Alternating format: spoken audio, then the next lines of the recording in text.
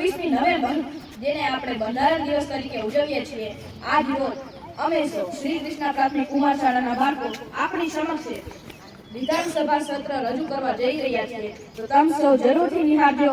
બંધારણ દિવસની હાર્દિક શુભકામનાઓ. આજે 26 નવેમ્બર બંધારણ દિવસ છે. અધ્યક્ષ શ્રી, હું ગૃહમંત્રીને કહીશ કે દેશભરમાં દારૂબંધી હોવા છતાં દારૂ આવે છે ક્યાંથી, કોણ સપ્લાય કરે છે, તેના પર કાર્યવાહી કેમ થતી નથી, કેમ ચેકિંગ થતા નથી.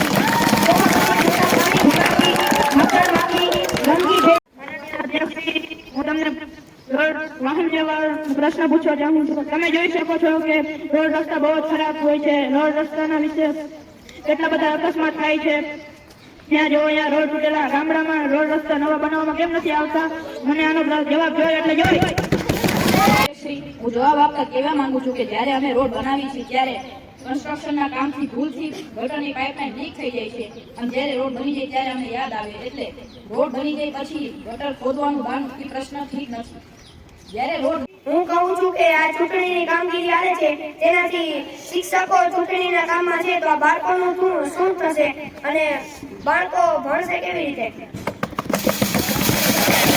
અધ્યક્ષશ્રી, તમે દર વખતે ચૂંટણીઓ માટે શિક્ષકોને જ આપો છો. તમારી પાસે કોઈ બીજા કોઈ ખાતા કે જેવા નથી કોઈ અધિકારી કે તમે તેને આપો? બધું કામ હોય તો શિક્ષકોને કોઈ તે માટે અમે શાળાઓમાં ડિજિટલ બોર્ડની સુવિધા આપેલી છે.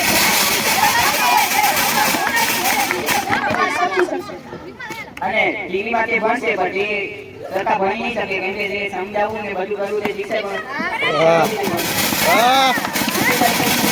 ભણે રાખશે તો તે છોકરાઓ કેમ સરખી રીતે ભણશે?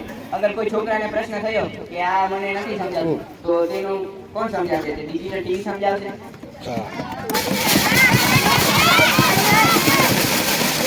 અમે હમણાં થોડા સમયમાં એક રોબોટિક શિક્ષક બનાવશું. તેની શિક્ષકો માનનીય અધ્યક્ષશ્રી, હું આરોગ્યના મંત્રીને પૂછવા માંગુ છું કે ગામડાઓમાં સારી હોસ્પિટલ શા માટે બનાવવામાં આવતી નથી? જો તમે હોસ્પિટલ એમાં બનાવો છો તો આપણા જે શહેરમાં જે હોસ્પિટલ હોય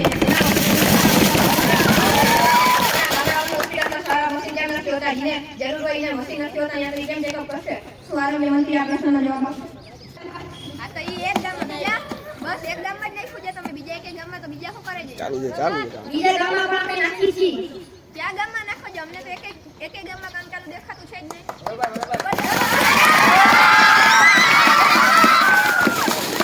હું શિક્ષક મંત્રીને પ્રશ્ન પૂછવા માંગુ છું કે ગામડાઓમાં શાળા કેમ નથી? ગામડાઓમાં શાળાના સારા શિક્ષકની નિમણૂક કેમ નથી? ગામડાઓમાં શાળા માટે જમીન કેમ નથી આપતા? ગામડાઓમાં શાળા માટે કમ્પ્યુટર ક્લાસીસ કેમ નથી? થોડાક એક જ સ્થળોમાં બધા ગામડાઓમાં નવી શાળાઓ બનાવી નાખશું. થોડાક જ વર્ષોમાં બધા ગામડાઓમાં નવી શાળા.